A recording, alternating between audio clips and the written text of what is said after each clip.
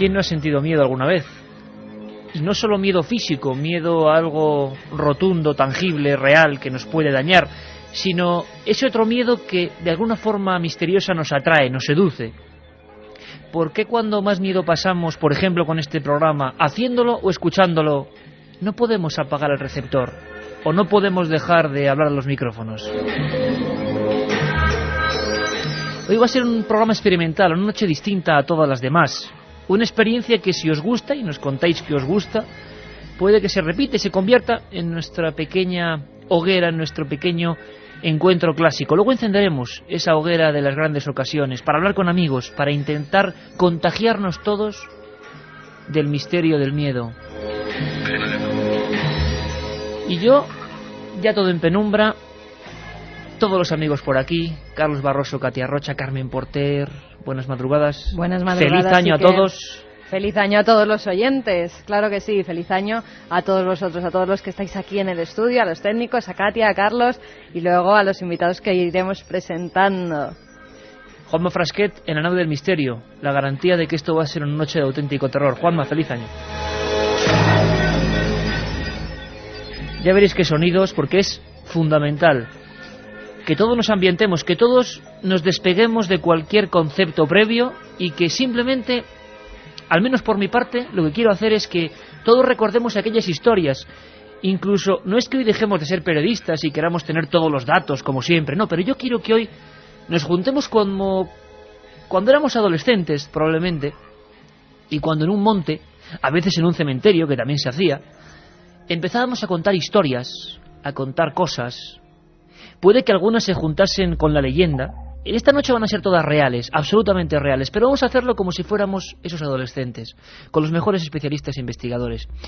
Y que no nos cuenten el último caso que están estudiando, el último informe, lo que siempre nos atrae y nos importa. No, vamos a empezar el 2004 con la experiencia personal.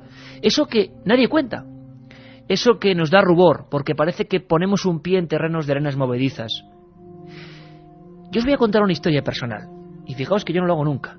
Os voy a contar una cosa personal, pero antes hay que avisar, Carmen, de que ya está todo previsto para, además, siguiendo estas fechas de Navidades, acabaremos en Reyes, este tour de Navidad, Reyes, programa muy importante, 10 de la noche, tomad buena nota, y desde ahora ya, ¿qué hay? El día 6 a las 10 de la noche. Reyes sí, porque es el día de programa Reyes. Especial. Pero antes vamos a adelantar 3 regalitos de los Reyes Magos de Milenio 3, que son esos CDs con más de 130 programas de Milenio 3, cómo no. A todos aquellos que escribáis un SMS al 7640, palabra clave, Milenio, espacio, y contarnos pues lo que os esté pasando por la cabeza. Si tenéis alguna historia en la que realmente lo habéis pasado vosotros mismos mal, en la que habéis pasado miedo. ¿Y a qué tenéis miedo como elemento? Si eligierais en vuestro ranking particular, un miedo puede ser una fobia a un animal, un miedo puede ser miedo a los muertos. Y vamos a hablar de miedo a los muertos, que nos parece incomprensible, pero existe. Un momento, un lugar, una historia que hemos contado en Milenio 3 que os dejó helados. Queremos saber hoy, y vamos a hacer un estudio, luego Carmen y Katia lo van a ir puntualizando, ¿a qué tiene miedo, auténtico miedo sobrenatural, el público de Milenio 3? Pues sortearemos esos 3 CDs entre todos los que nos enviéis SMS al 7640, ya sabéis, palabra clave Milenio, espacio y lo que queráis, como ya están haciendo Juanjo y Rosa, por ejemplo, que dice: os saludan desde Orejana, un pueblo perdido en medio del campo en Segovia, donde solo hay perros, ni os cuento lo que va a ser oíros hoy.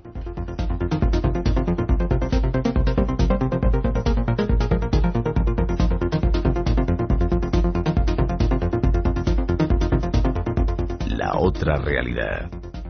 Fenómenos extraños. Milenio 3. En la SER.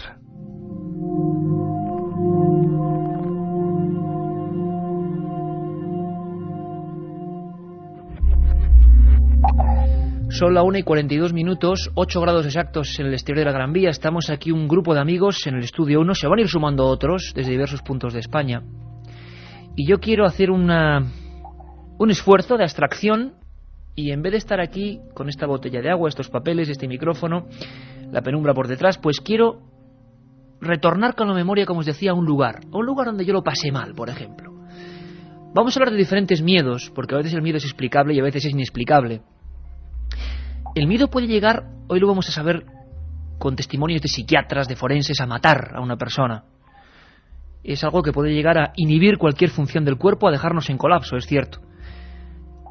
Yo recuerdo una vez en que pasé mucho miedo.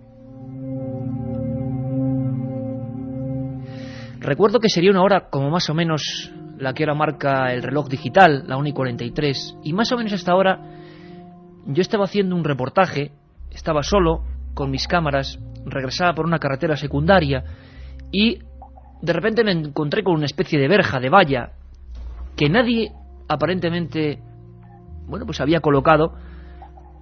Debían ser unas obras, algo puntual. Lo cierto y verdad es que yo tuve que dejar el coche allí y bajarme por el monte. Una cosa absolutamente normal que quizá a todos nos haya tenido que ocurrir, pero aquella noche el miedo tenía reservada para este que os habla una sorpresa. El pueblecito era un pueblecito de Cáceres. Su nombre era Vegas de Coria. Y ahora, en toda España, miles de amigos, por favor, en este experimento nuevo, vamos a intentar, y además sé que muchos, y es un orgullo, nos escucháis en familia, que muchos os juntáis delante del receptor, pues pongámonos, yo no sé si en círculo, como cada uno quiera, lo más cómodamente posible, y dejemos volar la imaginación, volar los sentimientos, las sensaciones, pero con hechos reales. A mí me ocurrió esto, y en ese momento comprendí de verdad lo fuerte que puede llegar a ser el miedo. Resulta que, ¿de qué era ese reportaje? Bueno, pues ese reportaje lo estaba elaborando de una serie de apariciones. La gente del pueblecito de Vegas de Coria estaba aterrorizada. Lo había estado años atrás, pero ahora parece que un extraño ser, ellos decían que era un aparecido, un fantasma, una pantalla le llegaban a llamar, caminaba por aquellos campos. Unos campos que son pequeños huertos, es la zona de las Urdes, y unas montañas grandísimas, tan grandes que los antiguos decían que llegaban a tapar el cielo. Y en aquella noche yo bajaba con mis cámaras, mi abrigo, era invierno, más o menos como ahora, y me extrañaba porque esas obras me habían hecho quedar muy lejos de mi posada, la posada donde siempre yo habitaba, dormía en las Urdes. Bajaba tranquilamente y en aquel momento, y no sé por qué y no ocurrió en otras ocasiones, en mi mente, como si se encendiese una pequeña alarma, empezaron a parpadear tantos testimonios que esos días yo había recogido. Eran como los cortes de voz que metemos aquí en la radio, pero transformados en imagen y en sentimiento en mi cabeza. Eran niños, eran hombres que me mostraban su escopeta, diciendo que esas noches, con linternas, con antorchas, habían Coria, me había perdonado en aquella ocasión.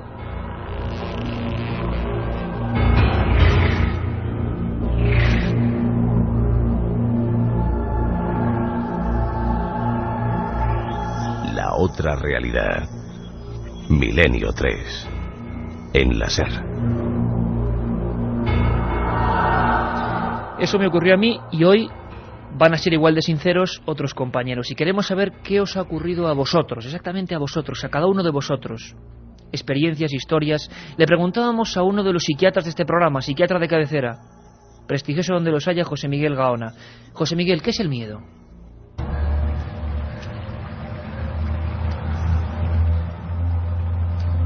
¿Quién eres? ¿Vives aquí abajo?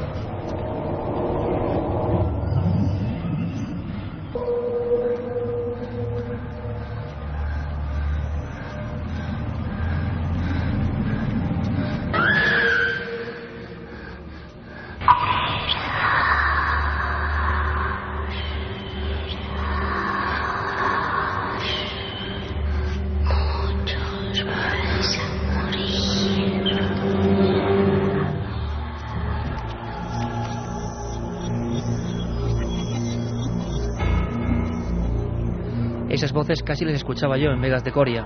No era el profesor Gaona, sin embargo era una recreación de un encuentro de este tipo. Un niño, concretamente el protagonista del Espinazo del Diablo, que se encontraba con un niño fantasmal. Un niño que le decía: todos vais a morir. Una de esas escenas de miedo, que nos provocan miedo, que nos provocan angustia. Y ahora sí le preguntábamos al doctor Gaona cómo podíamos definir el miedo. Ellos que se enfrentan a los miedos de los hombres cada día en las consultas, en los hospitales. A día de hoy, ¿qué es el miedo? El miedo es un mecanismo de defensa, nos está advirtiendo desde un punto de vista no racional que algo puede estar yendo mal. Muchas veces es un conglomerado de información que nos llega a través de esa especie de sexto sentido, además de eso tan instintivo que además siempre me preocupo, especialmente en mis pacientes, por ejemplo, de recalcarles que hagan mucho caso a ese instinto, y en ese instinto está ese miedo. Muchas veces no sabemos qué es lo que pasa, por qué nos da miedo, Pero el miedo existe, y existe como una verdadera defensa, sobre todo ante lo desconocido, y cuando las alarmas del miedo de luego se disparan, hay que prestar atención. Puede que nos estemos equivocando, pero por lo menos desde luego que sí que merece un merecido análisis. Pues fíjate dónde nos están escuchando, Iker. Precisamente tú contabas una historia en el monte. Pues hay unos amigos que dice: estamos en el monte, contadnos algo que venimos siempre a escucharos, sois los mejores. También Ramón de Castellón nos dice: estamos de acampada en una montaña, ¡qué miedo! Buen lugar para esta noche.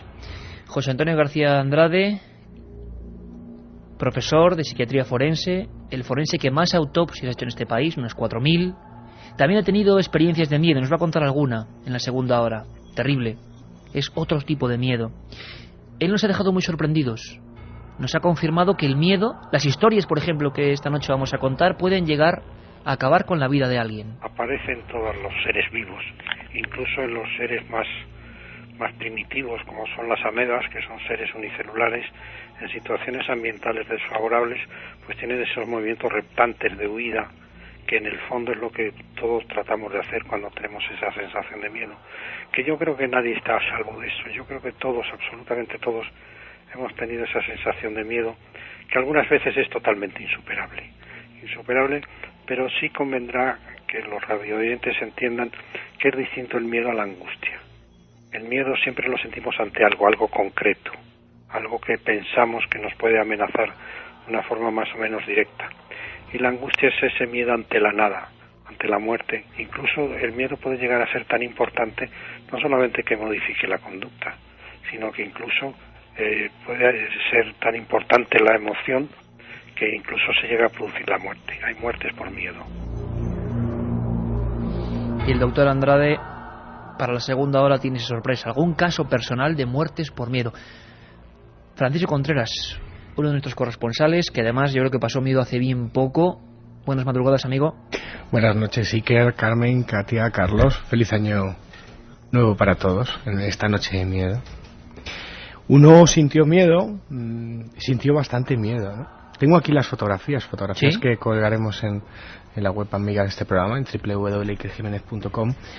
Bueno, sientes miedo ante lo desconocido, ¿no? Había muchas clases de miedo en aquella retransmisión en Cortijo Jurado. Miedo la semana pasada, el domingo. El domingo pasado de madrugada. Miedo a tener un accidente, es decir, a tener algún problema físico porque es una casa que se está prácticamente cayendo, pero también miedo sobre todo a lo desconocido, ¿no? A lo insólito. Cuando tú llegas, tú tienes ahí unas fotografías, nos está enseñando ahora algunas, por ejemplo, déjame una, que aquí tengo alguna de estas fotografías. Aquí vemos una casa gigantesca. Nos decían los oyentes, que además se han portado fenomenal con nosotros, con informaciones. Intentaremos hacer un programa a fondo sobre el tema. Había 365 ventanas, un lugar donde hubo muertes, donde desaparecieron muchachas, donde había extrañas fiestas, rituales. Cuando tú llegas en mitad de la noche, eran las 4 de la madrugada, las 3 de la madrugada, tú puedes tener miedo a cosas físicas, pero cuando esa casa se recorta ante ti, en la noche, estos torreones, esta leyenda, ¿qué le pasa?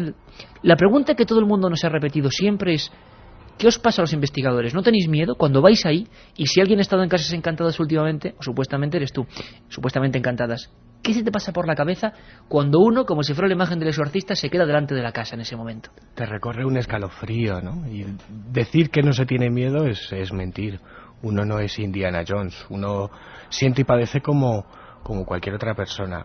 Lo que pasa es que quizás tienes ese punto de contar, de ir más allá, ¿no? Y ese escalofrío que te recorre todo el cuerpo cuando entras en un lugar como el Cortijo Jurado, que abres el portón y la primera imagen que te encuentras ante la tenue luz de la linterna que llevábamos es un gorrión decapitado desde una cadena, era dantesco. Es seguir adelante para contar qué es lo que pasó en Cortijo Jurado. Que esa es nuestra misión. En la segunda nos va a contar cosas personales dentro de casas, como otros amigos. Van a estar José Manuel García Bautista, va a estar Pedro Amorós, va a estar José Herodo González. Vamos a tener una amplísima representación de gente que está constantemente en este tipo de casos. Pero tú tienes una medallita junto al micrófono ahora mismo. Cuéntanos muy brevemente, Francisco, ¿quién te dio esa medallita? Hombre, es parte de lo que te puede ocurrir cuando vas a un lugar insólito, donde lo imposible se ha hecho realidad. El día que estábamos en Cortijo Jurado, el domingo pasado de madrugada, cuando íbamos a acabar la conexión desde allí en directo, apareció un vigilante de seguridad del propio recinto. Me saludó, preguntó por mí, me saludó, se quitó una medallita de la Milagrosa y sus palabras fueron: mi abuela murió en el recinto, entrar ahí da al malfario, toma.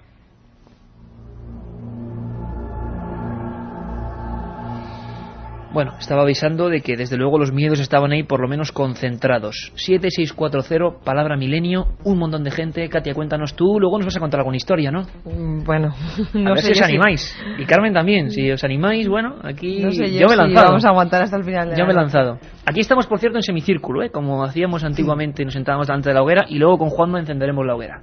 Bueno, mensajes de los siguientes. Tengo miedo de tropezarme en algún momento con alguna mente psicópata, esas que habéis descrito en alguno de vuestros programas. Miedo a la maldad. Feliz año, Raquel de Granada. Otro de los mensajes. Trabajo por la noche. Suelo ver movimientos a mi alrededor por el rabillo del ojo. Cuando fijo la mirada no hay nada, pero sigo sintiéndolos. Es como muy inquietante, ¿no? Yo creo que eso nos ha pasado más de una vez a uno. Tengo miedo a mi casa del pueblo, porque parece que hay espíritus que nos observan. Eso también se repite mucho. Las casas de los pueblos, ¿no? Tú luego nos vas a contar alguna cosa de algún pueblo que tú conoces, ¿no? Hola Iker y compañía, somos un grupo de 6 amigos. Estamos pasando mucho miedo en una casa que no vive nadie. Saludos de los fieles de Boiro. Es que los oyentes ya se reúnen incluso. Otros nos dicen, me gustaría saber si hay algún tipo de club, grupo o similar que se dedique a visitar lugares de enigmas. Y de no ser así, ¿por qué no lo hacemos entre la audiencia? Bueno, eso estaría bien, que la audiencia por su parte, ¿no? Ya que les gusta pasarlo mal, pues se junten. Mari de Sevilla, yo tengo miedo a la oscuridad y ahora estoy en la cama a oscuras escuchando el programa. Imaginaros cómo estoy. Importante eso, Katia, miedo a la oscuridad. Luego nos van a contar por qué, por ejemplo, el miedo a la noche es tan profundo. Yo lo en el ser tengo humano, mucho, ¿no? al miedo a la oscuridad. Yo tengo miedo a todo. Luis de ¿Tú también, Orihuela. Francisco? ¿Tú miedo a la oscuridad? No, a la oscuridad no. Carmen, rápidamente. Yo ahora ya no, de pequeña sí, de pequeña tenía pánico a la oscuridad. Tenía que dormir siempre con una lucecita encendida. Porque se veían como cosas. Que vosotros quedáis de valientes y yo quedo de tonta. No, para nada. Valientes nada. A mí no me pongas una araña delante, salgo corriendo. Otro de las fobias. Y a mí igual. Bueno, Luis de Orihuela dice, pasé mucho miedo cuando hicisteis las conexiones en directo con el restaurante Viandas de Sevilla. Hoy lo vamos a recordar. Un rato de nerviosismo. Otro de los oyentes, José María de Barcelona. Estaba leyendo el monográfico de Más Allá sobre casas encantadas y se me ponen los pelos de picos pardos. Pues muchos de los autores de reportajes, José Gregorio, José Manuel García Bautista, Fran Contreras, aquí los tenemos a todos. Juan Carlos, mi mayor miedo es que se presente algo desconocido y no pueda controlar. Alberto, Vanessa y nuestro futuro hijo que está dentro de Vanessa desde Huelva. Nos da miedo lo que no podemos ver. Espíritus, espectros... ¿Por qué hay ese miedo? Vamos a preguntarlo también, Katia, a toda la audiencia. ¿Por qué hay ese miedo a los espectros, a los aparecidos? Porque los muertos, pues pobrecillos, yo creo que daño no nos pueden hacer, aparentemente, pero hay un miedo ancestral a que se nos enfrente una figura que no conocemos y que tiene forma humana, ¿no? Eso es ancestral. José de Puerto Llano, no seáis malos, soy recepcionista y con motivo de las fiestas tengo el hotel casi vacío, me va a dar algo. Un hotel vacío con los pasillos largos también tiene tela. Muchos oyentes, Iker, que pasaron mucho miedo con el programa de los visitantes dormitorios. Este yo creo que es de los que más ha repetido, el de Casas Encantadas y el de visitantes dormitorio. Bueno, seguimos pues luego, Katia. Fíjate, este chico que dice, vivo al lado de un cementerio, pasar miedo es estar una noche de tormenta desvelado. Tremendo. Y viendo por la ventana del cementerio, sí, quiera escuchar el programa. Que se han ido a esta cementerios. Noche, sí. Bueno, tremendo. Nos queda una hora, estaremos muy pendientes, Katia, quizá más que nunca, de lo que está diciéndonos la gente en tiempo real, porque puede ser muy interesante. Os esperamos con un montón de historias que los investigadores nunca cuentan, y esta noche lo van a hacer.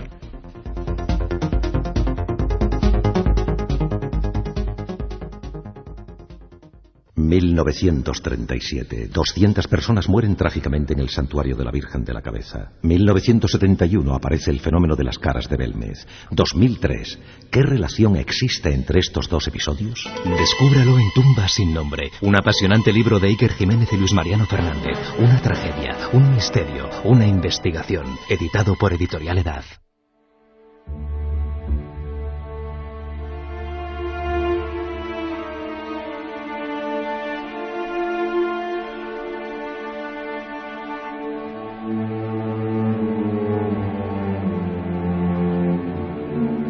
Otra realidad. Fenómenos extraños.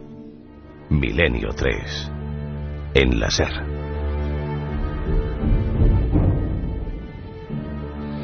Y con los acordes del Espinazo del Diablo abrimos una hora entera para el miedo. Estamos cerca, Carmen, va a quedarse muy cerca, yo creo, de batir todos los récords de llamadas esta noche, porque a la gente, evidentemente, lo hemos dicho, el miedo no se trae como seres humanos que somos y como nos explicaban los psiquiatras y forenses, ¿no? Sí, nos lo hacen saber a través de esos SMS que nos envían al 7640, palabra clave Milenio. 3 CDs, ¿eh? 3 CDs con todos los programas, con 130 programas de Milenio 3 que vamos a sortear. Nos dicen, somos 4 chicos que estamos en un sótano muertos de miedo y no nos atrevemos a salir.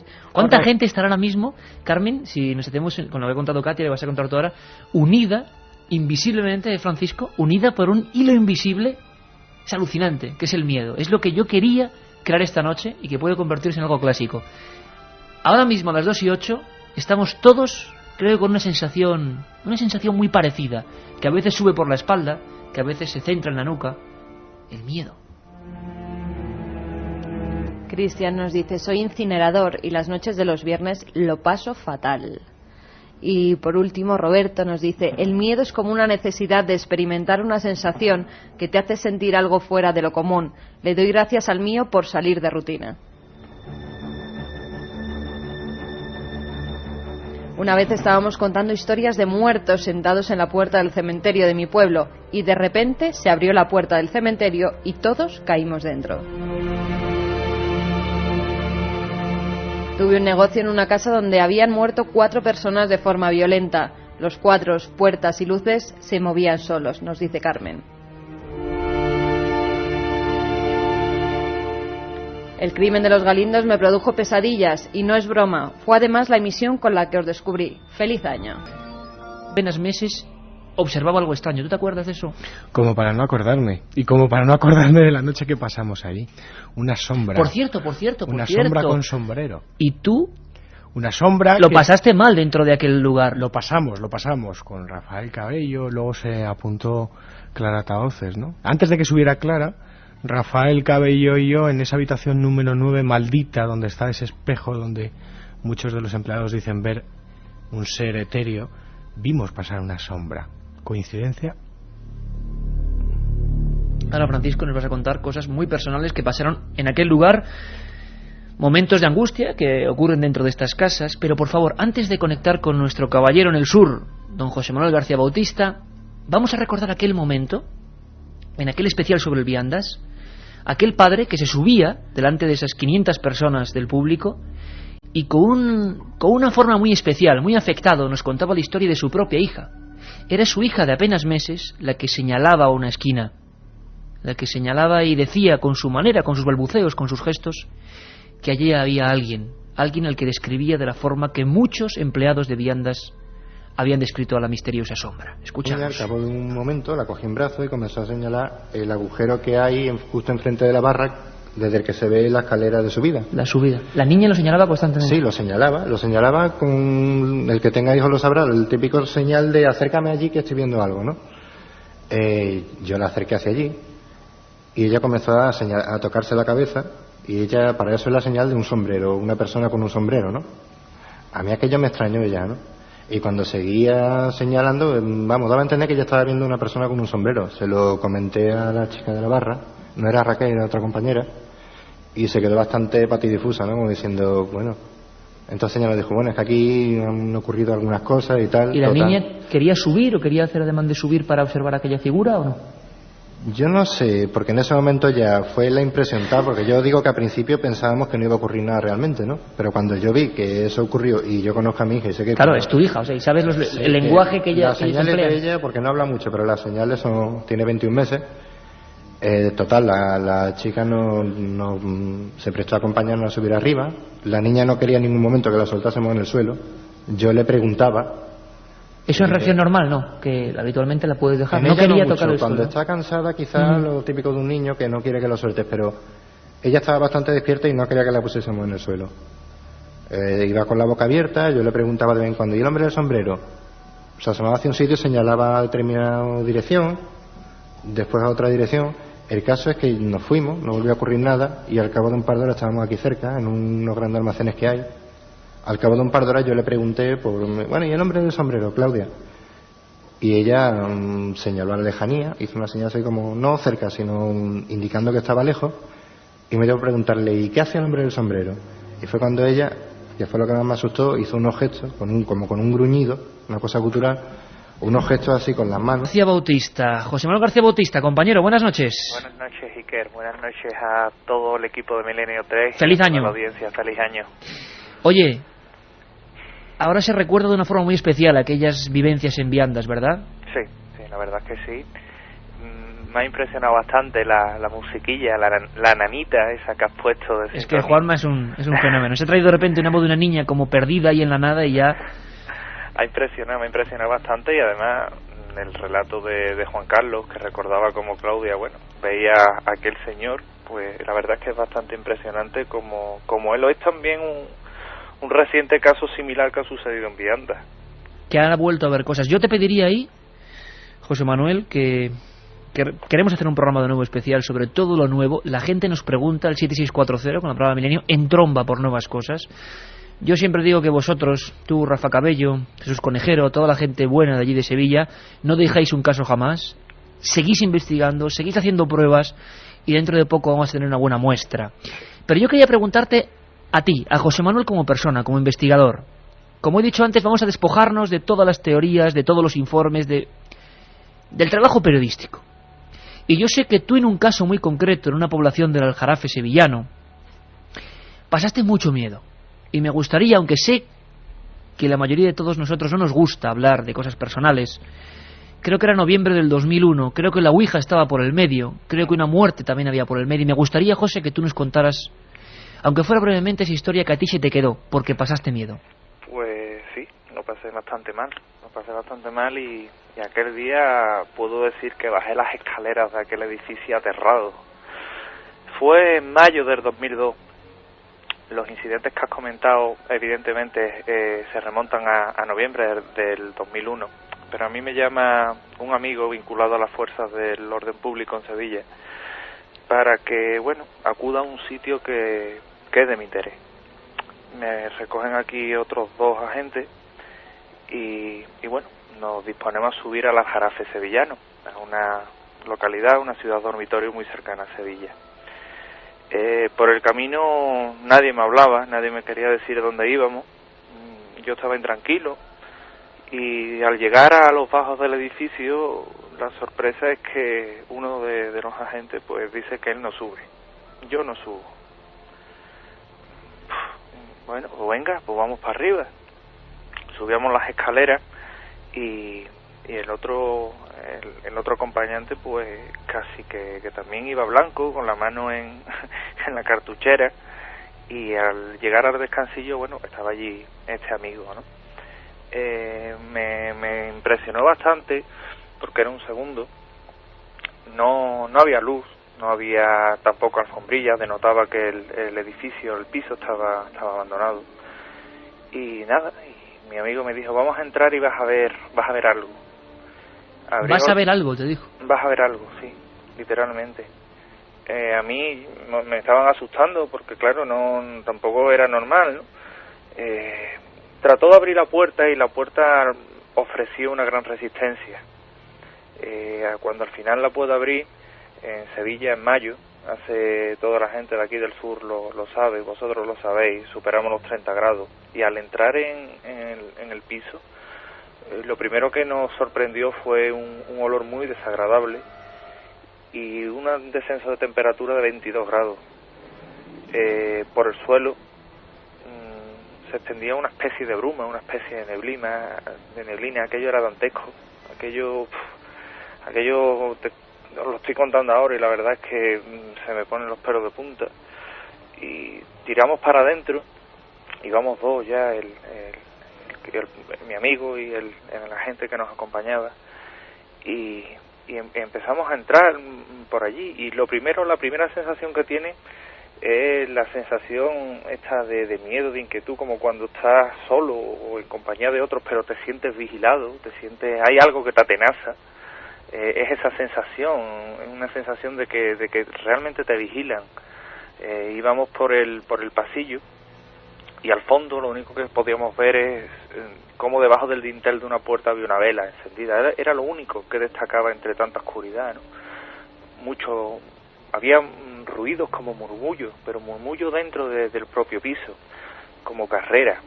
Carreras, sí. Si alguien fuese caminando invisible por los pasillos. Sí, de hecho, te puedo comentar que la visión periférica que tiene el ser humano, o sea, ese mirar por el rabillo del ojo, como antes comentaba uno de nuestros queridos oyentes, lo que se podían ver era sombra, era como si realmente allí hubiera alguien. La verdad es que impresionaba bastante. Más impresionaba aún el saber que, por ejemplo, el agua del edificio estaba cortada y los grifos se abrían y se cerraban solas cuando pasábamos a la altura de los aseos, ¿no? Aquello era... Como llamándoos la atención de algo. Sí, totalmente. Cuando llegamos a la altura precisamente de aquel aseo, sentimos un gran estruendo en la cocina, como si hubieran tirado una vajilla entera, y allí no había nada. La verdad es que seguíamos muy impresionados, seguimos avanzando hasta el dormitorio, que era donde este hombre me quería llevar. Apartó la vela, una vela que había, que la depositaba la madre, casi todos los días iba y bueno, la depositaba allí, encendida. Abrimos la puerta y cuando se abrió la puerta, digamos que el frío y el olor y aquel fenómeno tan extraño por el suelo, esa especie de neblina, pues desapareció. Lo único que había en el cuarto era una especie de pintada que ponía siempre estaré aquí. Siempre estaré aquí. Siempre estaré aquí. Exactamente. A mí aquello me tenía bastante intranquilo, ya sabía por dónde iban los tiros, evidentemente. Y el miedo ya estaba presente en nosotros, en los tres que estábamos allí, pero se incrementó cuando una de las muñecas que estaba sobre la repisa pues empezó como a adquirir movimiento, a moverse de un lado a otro. Aquello no eran movimientos ostensibles, no eran movimientos grandes, pero sí se veía como la muñeca, como si se balancease 2 centímetros a un lado, 2 centímetros a otro. Aquello la verdad es que fue superior a nosotros, y prácticamente que empezamos a retroceder sobre nuestros pasos. Sentimos de nuevo un gran ruido de nuevo en la cocina, y al llegar la impresión fue las ventanas y las puertas de las hojas de los muebles abriéndose y cerrándose, y los cubiertos perfectamente alineados sobre la encimera de la cocina. Era tal la sensación que había aquella tarde-noche, eran, si no recuerdo mal, las 6:30, 7 de la tarde ya, que prácticamente decidimos abandonar aquello. ¿Por qué? Porque era tal, primero el estado de nervio en el que iban mis acompañantes, y segundo el miedo propio que llevábamos los tres. Aquello no era normal, aquello nos estaba superando, y aquello, la verdad, es que se salía de todos los cánones visibles que nosotros habíamos tenido. Además, era la primera vez que yo, personalmente, como investigador, me enfrentaba a algo así. Te puedo decir, Iker, y no me avergüenza decirlo, que aquel día, cuando salimos de aquel piso, nosotros tres fuimos posiblemente las personas que más rápido bajamos aquellas escaleras. El miedo fue grande, y aún hoy hay gente que no se atreve ni siquiera a volver al sitio. Yo he ido en 2 ocasiones más allí, y los fenómenos han seguido presentes con gran virulencia, y todo, tú sabes que nosotros a este caso, Iker y Paco y Carmen, lo sabéis, le llamamos el Vallecas sevillano por unas similitudes que hay con el ya famoso caso de Madrid, ¿no? Y es que allí falleció una chica que días antes había practicado el juego de la Ouija. Todo empezó en noviembre, falleció, y al poco de morir, 2 días después o 3 días después de morir, tuvieron una visión de esa persona muerta con los ojos vacíos, con las cuencas de los ojos vacíos, paseándose por la casa. A partir de aquello, digamos que la vida de esta familia fue un infierno, hasta tal punto de abandonar la casa y dejarlo. De abandonar el inmueble. Ahí estábamos todos. Francisco asentía, pero José Manuel, queríamos esta esta pincelada que además te hemos visto contándolo como cuando uno ha vivido algo de verdad. Es una sensación, una voz, una transmisión muy afectiva, porque se ve que uno lo ha vivido y que es inolvidable. Yo te pediría, José, aparte de nuevo decirte que feliz año, que haremos muchas cosas, muchas intervenciones, muchas aventuras en Milenio 3. Por supuesto. Darte las gracias porque sé que es, como van a hacer aquí todos los compañeros, desprenderte de una cosa que pertenece a nuestro archivo interior, que es el más importante. Gracias por contarlo a todos los miles de amigos. Un abrazo, José. Un abrazo.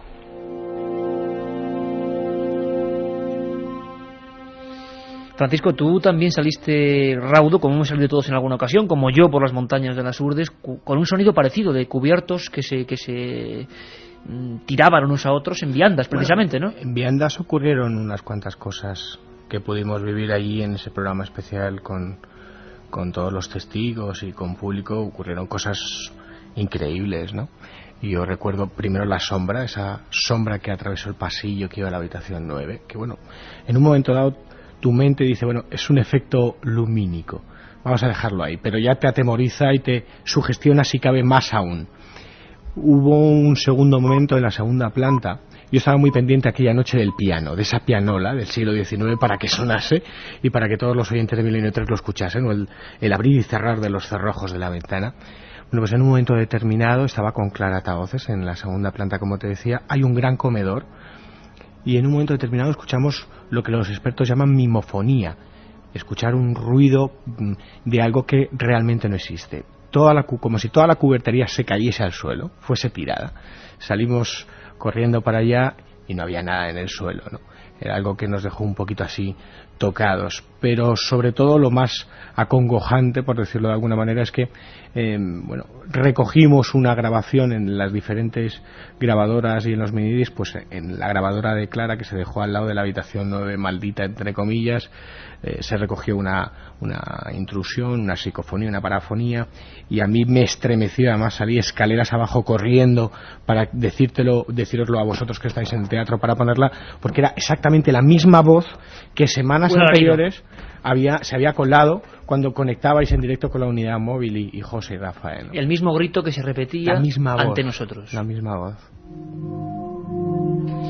Antes de pasar a Katia y de nuevo los informes del 7640, la gente, lo que están opinando, me gustaría que otro tipo de miedo también llegase, porque los miedos en el fondo son el mismo, pero llegan desde diferentes vías, diferentes raíles. José Manuel Novoa, si hemos tenido antes a psiquiatras y forenses de cabecera, José Manuel Novoa y Fernando González Siche serían nuestros aventureros de cabecera. Él también pasa mucho miedo y me decía en un primer momento, ¿por qué la noche nos da miedo? Hablábamos de la noche. ¿No sería lo mismo contar todo esto de día y contarlo ahora a las 2:31? Escuchamos a José Manuel.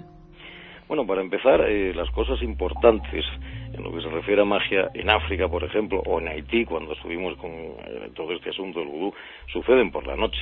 Por algo será, ¿no? Estos espíritus malvados, como ellos dicen, pues se invocan por la noche. Se usan telas negras, se usan gallinas negras en sacrificio. Bueno, la noche yo creo que induce, la noche pues siempre ha tenido ese misterio. Es cuando el hombre no ve muy lejos y entonces todo parecen sombras, todo parece misterioso. Y realmente cuando uno tiene miedo, yo creo que es por la noche, sin duda, ¿no? Hay gente que lleva casi el extremo, Carmen, ese miedo a la noche, ¿no? Que dice que incluso de noche está despierto, porque le da miedo a la oscuridad, y de día duerme. Queremos conocer todos vuestros miedos, vuestras experiencias, vuestras fobias más interiores, lo que os angustia, porque haremos muchos más programas viendo vuestra respuesta increíble y más noches del miedo. Podemos empezar a convertir esto en un clásico. ¿Tú recuerdas, Carmen, que vimos una filmación increíble de José Manuel Novoa, que nos va a contar ahora, que es la vez en la que él se ha sentido más indefenso ante lo extraño, que eran unos montones de pajas sin nadie debajo, que empezaban a brincar solos, que se quemaban y seguían entre cenizas brincando solos en un pueblo de auténtico vudú, ¿no? ¿Te acuerdas de eso? Me acuerdo cómo esos montones de paja en un momento dado se quemaban, parecía que había alguien dentro, y las cenizas incluso que quedaban seguían saltando, seguían moviéndose al ritmo de los tam-tams de la música, y alrededor, pues claro, no había nada, ni ninguna persona había salido de ningún escondite ni nada parecido. Es el momento en que un aventurero que ha estado en decenas de países, que se ha jugado la vida, José Manuel Novoa, se sintió cara a cara con el auténtico miedo, y nos lo cuenta con ese miedo. Le ocurrió a él, en uno de los países más fuertes a nivel de vudú auténtico y pasó ante sus ojos. Los sacerdotes budistas presentan su magia, sus poderes al pueblo, llegan a la plaza central del poblado y entonces solo los iniciados manejan estos montones de paja, como tú bien dices, que bueno, llegan andando y aparentemente pues hay un hombre dentro, ¿no? Es lo que piensas nada más verlo, ¿no? Entonces estos montones se ponen allí, se separan y comienza a sonar el tantán y uno a uno los montones pues van danzando al ritmo del tantán y en el centro del pueblo se paran y a lo mejor pues llega alguien, levanta el montón y entonces de repente pues hay una serpiente o hay unas conchas de mar en un sitio donde no hay mar. Bueno, esto es algo más o menos explicable. Incluso piensas que el que levanta este gran montón de paja pues es una persona muy fuerte que incluso podría levantar, sin que tú lo vieras, a alguien que estuviese dentro.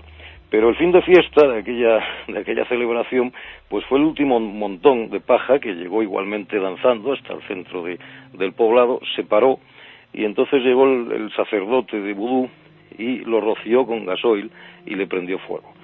Y bueno, aquello pues una llamarada pues de 3 o 4 metros, no sé si tú recuerdas la filmación, y comienzas a sonar el tantán y aquello se empieza a mover al ritmo del tantán, envuelto en llamas, ¿no? Y bueno, nosotros estábamos filmando y aquello pues se quemaba, se consumía y bueno, prácticamente al final que quedaba simplemente un montón de ceniza, todavía la ceniza se movía al ritmo del tantán.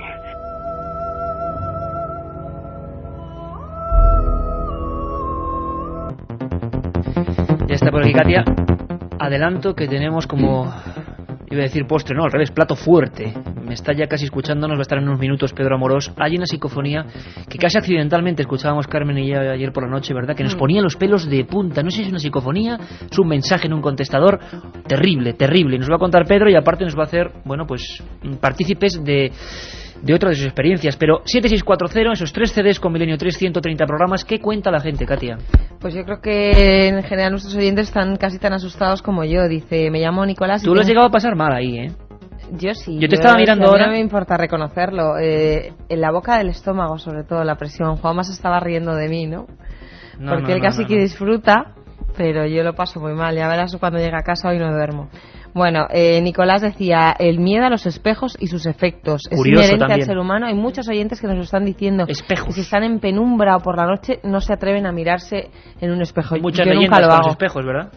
Yo nunca lo hago, y los armarios abiertos, sí, es curiosísimo. Gracias a vosotros voy a dejar de fumar, a ver quién es el guapo que atraviesa el pasillo a oscuras hasta la cocina, y no son ni 5 metros. Graciela de Mataró dice, os estoy escuchando y se me acaba de fundir la bombilla de la mesilla de noche.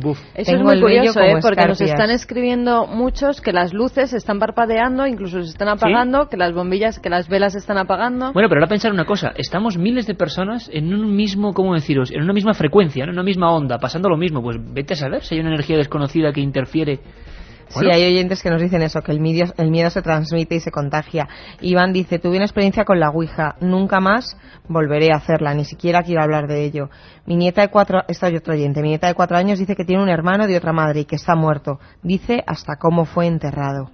Fíjate los niños, porque los hay niños. Otra amiga que nos dice, yo tengo miedo de las cosas que desde pequeña ve mi hija, sí, y me despierta contándome cosas de personas difuntas. Mi hija tiene 8 años.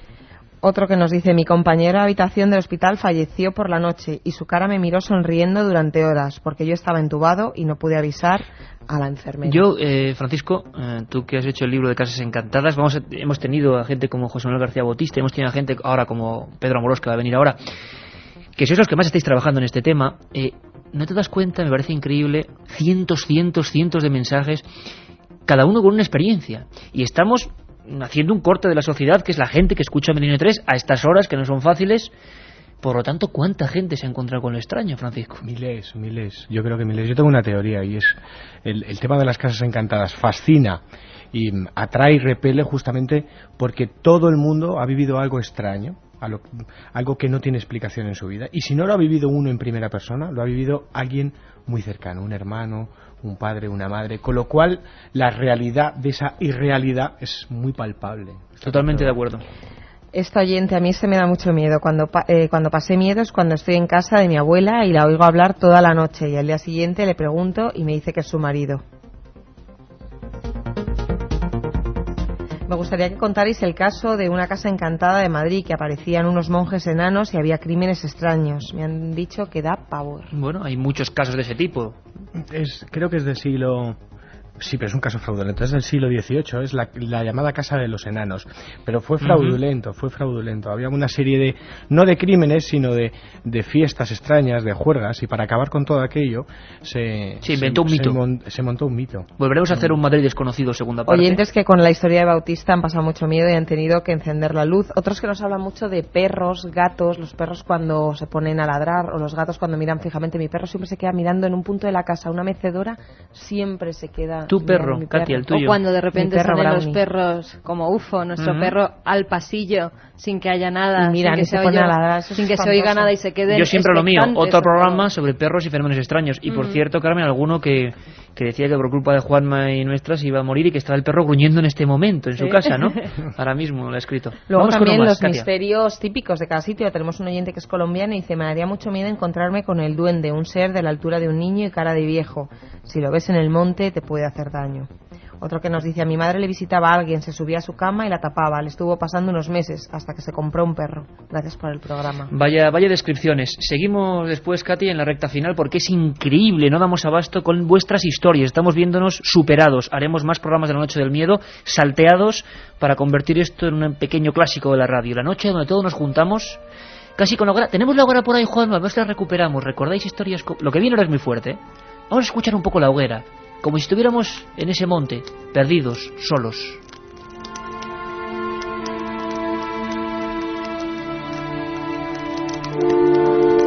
Hoy encendemos esa hoguera y nos sentimos por el fuego protector, porque aquí siempre hay un talante positivo. Lo que pasa es que estamos experimentando esta noche. Estamos experimentando si podemos estar hilados por ese especie de nexo del miedo. Lo que vais a escuchar ahora es muy fuerte y nos lo va a contar Pedro Amorós. Vamos a poner una primera vez, está 2 veces repetido. Luego Pedro nos va a contar la historia y luego volveremos a escucharlo. A mí me dejó helado ayer, Carmen, ¿a ti? A mí también, pero además me acabo de quedar helada otra vez leyendo un mensaje que nos acaba de llegar, que nos dice: ¿se puede recibir mensajes y llamadas de fallecidos? Conocí a una chica por chat, me llamaba, murió y recibí su llamada. Llamadas de seres que ya no están, otro de los clásicos y que nos ponen los pelos de punta. Don Pedro Amorós, presidente de la Sociedad Española de Investigaciones Parapsicológicas e ingeniero informático. Pedro, amigo, feliz año. Feliz año, muy buenas noches a todos. Pedro, lo estamos pasando hoy francamente mal porque hemos querido que todos pongamos de nuestra parte. Es decir, tú lo sabes bien, siempre estamos intentando dar el máximo rigor, es nuestra labor, nuestra forma de ser, pero hoy queríamos pasarlo francamente mal en este principio de año. Hay una historia de una llamada a un contestador, Pedro, que es que hay que reconocer que es auténticamente terrible, ¿no? Es impresionante, es verdad. ¿Quieres que la escuchemos primero y luego cuentes un poco la historia? Como tú quieras. Venga, vamos a escuchar primero. Es simplemente un contestador. Luego Pedro nos va a contar la historia, el porqué de todo esto. Es un contestador que se pone en marcha. La voz, la familia la identifica con la voz de un hombre que ha muerto. Y eso es muy sencillo, una familia lo sabe. Un hombre que ha muerto. Por favor, ahora si estáis en la cama, si estáis en el coche, si estáis... Yo creo que esto es un momento duro, porque de verdad que lo que vamos a escuchar, a mí personalmente me pone los pelos de punta, porque es algo... Es como cuando uno, lo decimos siempre, ¿verdad, Carmen? Cuando uno, por ejemplo, ve una talla románica falsa de estas burdas, o un objeto de vudú, por ejemplo, que hemos escuchado en Novoa, y ve uno auténtico. El auténtico puede que solo sea la cara de un niño con un cuerno, lo que sea, pero tiene algo que te está diciendo una serie de lenguajes, de códigos desconocidos. Tú sabes que eso es bueno, que eso es auténtico. Pues a veces nos pasa, hay que decirlo. Uno, si en un contestador deja soy un muerto, soy no sé qué, bueno, se ve enseguida. Pero cuando hay cierta angustia vital, algo terrible, a pesar de la cortedad del mensaje, nos llega profundamente. Esto es un lenguaje tremendo, porque nos va a llegar.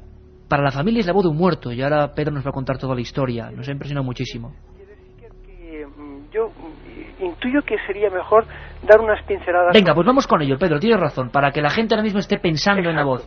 ¿Qué ocurrió? ¿Cómo te llegó a ti? ¿Qué pasa con esta historia? Un poco la fotografía de esta historia. Bueno, pues la psicofonía que vamos a oír a continuación es muy curiosa. Se obtuvo en un contestador automático y no es normal que se obtengan psicofonías en contestadores automáticos. Es bastante complejo y difícil, sobre todo porque hay un sistema detrás.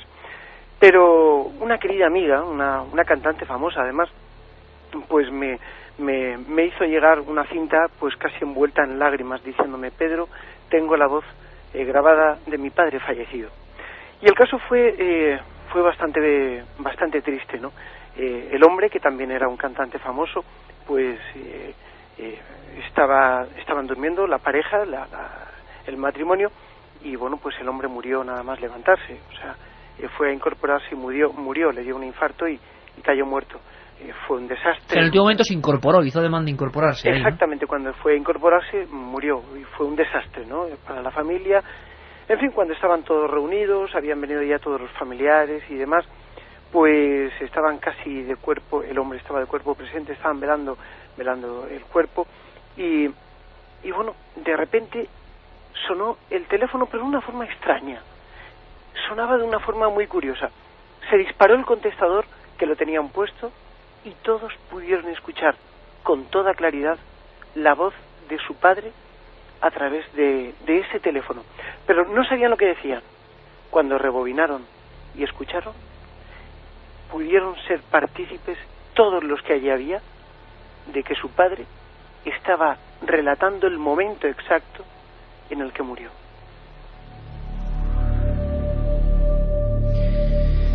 Fenomenal, Pedro, porque creo que así todos estamos preparados de alguna forma para lo que vamos a escuchar, ¿no? Es muy fuerte lo que vamos a escuchar y yo debo de decir y debo de advertir que las personas que sean un poco sensibles tienen que tener especial cuidado con esta psicofonía. Es muy fuerte, además transmite una angustia muy especial, muy especial. Lo que vamos a escuchar es un contestador, gracias a nuestro amigo Pedro, es el sonido, el pitido de esos contestadores que van acoplados al teléfono, no el contestador que va integrado en el teléfono. Se podía escuchar en ese momento, es un hito en la historia de lo extraño. La familia, ya os imaginaréis qué ganas tiene de inventarse o de crear algo así, y uno sabe que es la voz de su padre, claro. Ese padre que se incorporó en el momento último. La voz que vais a escuchar es un contestador, un pitido, y de repente una voz con una angustia, repito, tremenda, que dice: hoy me levanté y cuándo me levanté. Lo vamos a escuchar 2 veces y luego, Juanma, lo pondremos otra vez. Sobre todo, más que el mensaje, hoy me levanté y cuando me levanté, y de repente se corta esa especie de comunicación, la angustia, por favor. Hoy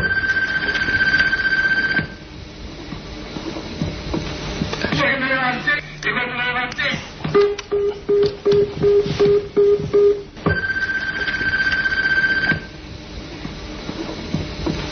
Hoy me levanté y cuando me levanté.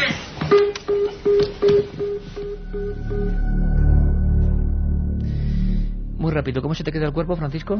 Frío. Tengo el vello de punta ahora mismo. La verdad es que este tipo de psicofonías... Esta es tremenda. Impresionante. Yo investigué un caso en la calle Goya, más truculento aún, ¿no? Es que son escalofriantes, porque además los propios testigos lo identifican, esas voces de, claro, uno de sabe cuál seres es su padre, fallecidos. o sea, eso... Es decir, no hay más. Loli, por ejemplo, desde Jaén nos dice: me dejaron un mensaje en el contestador en el que sonaba una musiquita y una voz de ultratumba que decía: nadie. Bueno, pues que nos lo mande, por favor, a ver si tenéis también Gran Vía 32, octava planta, 28013 de Madrid. Gran Vía 32, octava planta, 28013 de Madrid. ¿A ti cómo se te queda el cuerpo, Carmen? Pues a mí, como ayer, que era la primera vez que lo escuchaba, y yo creo que los dos estábamos viendo esa cinta y pegamos un salto tremendo, porque es cuando de verdad sientes que una psicofonía es real. Y Pedro, ¿y a ti? Que has grabado cientos, miles de psicofonías, que has estado en un montón de lugares, que has estado siempre con el prisma de la ciencia, ¿no? Cuando escuchas esto, ¿tú cómo te quedas a nivel personal? Bueno, pues la verdad es que a mí me causa una paradoja tremenda, ¿no? Sobre todo, lo que prima ya es darte cuenta, ya pasas un poco de la ciencia, pasas un poco de la parapsicología, pasas de la investigación, te das cuenta del sentimiento, ¿no? De que realmente esa persona pues intentaba comunicarse, intentaba decir el momento de la muerte. ¿Dónde estaba? ¿Por qué estaba ahí? Exactamente, eran las preguntas que a mí me abordaban, ¿no? Y esa insistencia con la que lo dice, le faltaba tiempo, ¿por qué se cortó la comunicación? Son preguntas que todavía no tengo yo una explicación. Vamos a ver, Juanma, si podemos volver a escuchar esa voz, el contestador, el pitido y el tono, sobre todo. Muy rápido, como si alguien quisiera decir algo muy rápido y el tiempo, nunca mejor dicho, se lo hubiese acabado. Hoy me levanté y cuándo me levanté.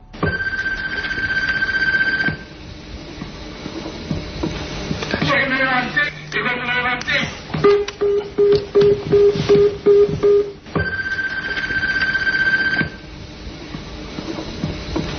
Hoy me levanté y cuando me levanté.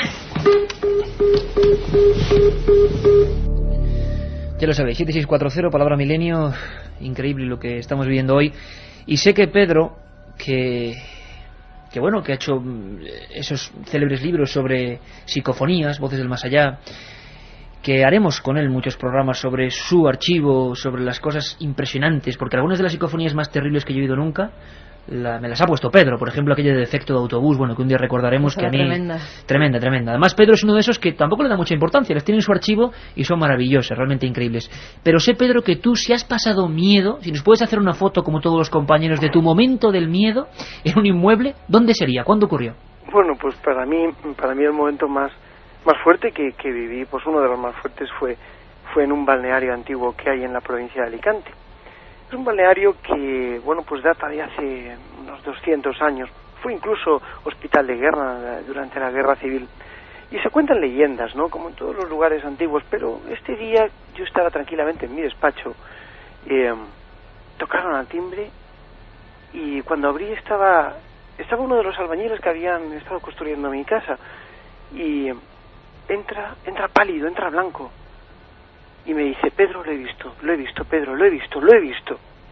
Y yo, bueno, le dije: tranquilízate, Tony, tranquilo, ¿qué es lo que pasa? Lo he visto, Pedro, lo he visto, vamos. Bueno, pues total, me saca a la puerta de la casa y en una pequeña moto estaba su chica, su novia. Estaba fría, blanca, pálida, estaba sobrecogida, presa de un ataque de nervios. La invité a una tila. No conseguí que articulase palabra, pero fuimos hasta un lugar, hasta el balneario. Nos trasladamos allí, era por la noche y bueno, yo quizás, no sé si al frío o la pequeña niebla que se hace por estos lugares húmedos cuando hace pues mucho helor, mucho frío, no sé, me entró miedo profundo. La historia decía que en este lugar se aparece un fantasma que es propio de la época en la que estaba habitado. Decían que había un espejo detrás de una de las escaleras, que cuando alguien subía y le daba la espalda al espejo, se veía reflejada una especie de sombra que reía y lloraba al mismo tiempo, y mientras se oían griteríos de niños y demás, ¿no? Otra vez los niños, siempre presentes, ¿no? En nuestros miedos. Sí, es verdad. Además, este sitio era un hospital antituberculoso infantil, con lo cual todavía con Paramasinre, ¿no? Y bueno, pues no sé, estábamos ahí y me contaron la historia allí in situ.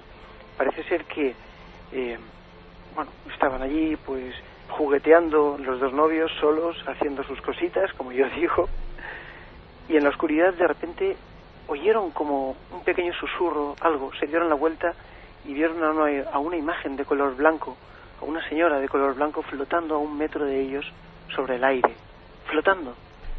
Se dieron la vuelta, la vieron y pudieron comprobar cómo se iba, cómo se alejaba de ellos, ¿no? Allí fui yo y bueno, pues estuve grabando una serie de psicofonías y sacando unas fotografías. Una de ellas está, y la fotografía de la que voy a hablar en cuestión está publicada en la página del SEIP, que es el seip.com, para todos los que la quieran ver ahora en este momento. Sí, perfecto, el seip.com. Que la pueden ver. Pues empezamos a hacer fotografías, sobre todo con 2 reporteros de investigación, y en una de las fotografías salió algo. Yo estaba fumando mi pipa, sabes bien que yo siempre voy con mi pipa a todos los lados, y en uno de los momentos, cuando yo saqué esa fotografía, noté como un aroma. La pipa es muy sensible, entonces notas como cualquier aroma que haya en el ambiente. Si alguien se pone un perfume un poco fuerte, lo saboreas, lo notas. Bueno, pues noté como un olor, como un sabor, como a viejo. ¿Como a viejo? Sí, como a viejo. Es una de las cosas curiosas, ¿no? Bueno, no le di explicación, pero cuando nos fuimos al barecito del pueblo, me entrevisté con la casera de este lugar, con la que estuvo, de antigua casera.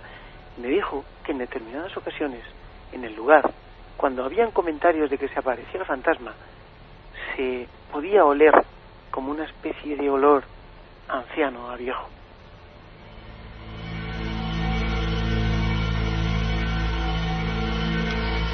Y ese fue el momento, Pedro, en el que tú realmente te sentiste muy humano ante el miedo, ¿no? Muy indefenso. Y de verdad que sí, de verdad que me sentí bastante aterrorizado, quizás por el por el desconocimiento y de darte cuenta de que persiguiendo tantos años a todos estos misterios y que de repente los tengas delante de ti. Delante de ti. Pedro Amorós, compañero, que feliz año y que este 2004, no sé si decir que nos arroje muchos momentos como estos, pero sí momentos de investigación y momentos de búsqueda, que para eso estamos. Sí. Un abrazo fuerte, compañero. Un abrazo, Paco, Carmen y a todos. Un abrazo.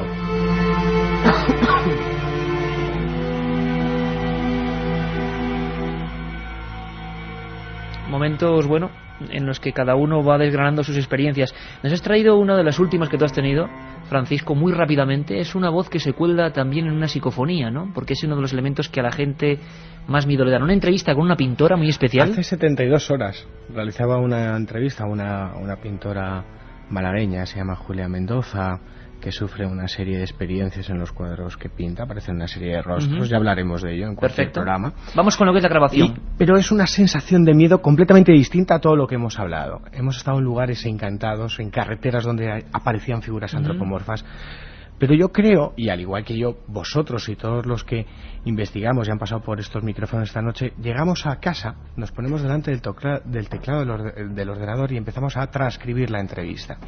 Y en ese momento, a mí me ha ocurrido en varias ocasiones, surgen voces en la cinta que no estaban allí, que no existen. En el momento este exactamente ella dice lo normal, mi relación es algo normal con estas pinturas. Yo le preguntaba sobre qué piensa sobre esos rostros que surgen en los cuadros, ¿no? en los lienzos, y ella me decía que lo veía como algo normal. Y en ese momento una voz de nadie dice bien. Estábamos 3 personas, Paco Vázquez, Carolina, completamente en silencio, además yo toso en un intermedio, se escucha una voz de hombre que dice bien. Además perfectamente, voces paranormales como un día comentamos. Vamos a escuchar, ella dice lo normal, para mí es algo normal, y en ese momento bien. Y llevaba ese cuadro, te digo, como hacía tiempo que estaba pintado. Tampoco me asustó, o sea, es algo que yo ya lo veo muy normal. Bien.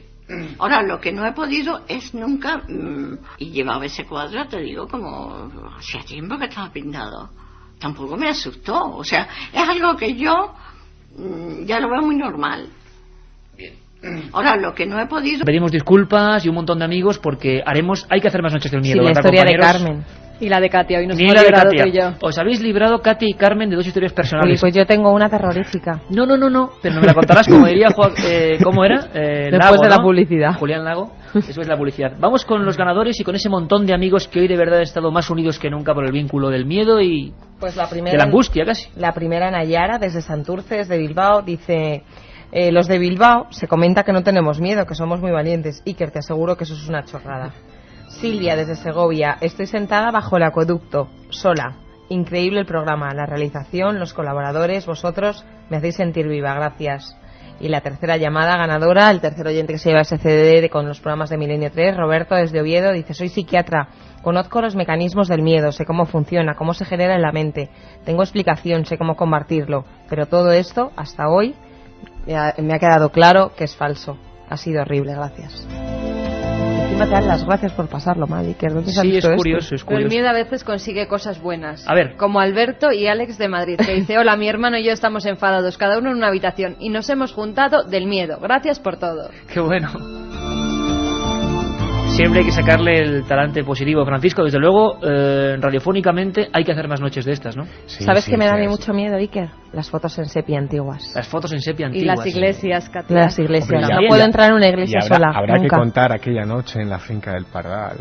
Y muchas cosas, ¿no? Hay muchas historias hay muchas cosas que contar, que los oyentes tienen que saber. ¿Y tú más o menos...? Yo me he librado de contar un poltergeist en vivo y en directo en Parla que jamás se había contado. Yo contaré una noche de pánico en Ochate. Y luego una fotografía que nos salió. Te cuento la mía muy rápido.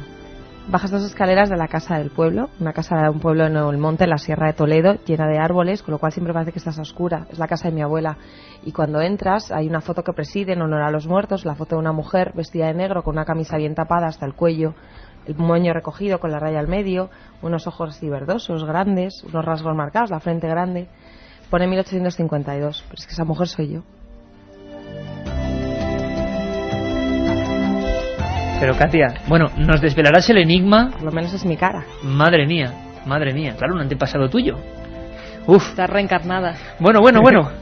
Muchas cosas, muchas historias. En el fondo lo que hemos querido es recrear hoy por un día, y servirá de precedente, esas reuniones que teníamos todos de adolescentes y contábamos historias. En este caso verdaderas, con datos, con nombres, con gente francamente asustada y con buenos amigos que seguirán trabajando para traeros la otra realidad.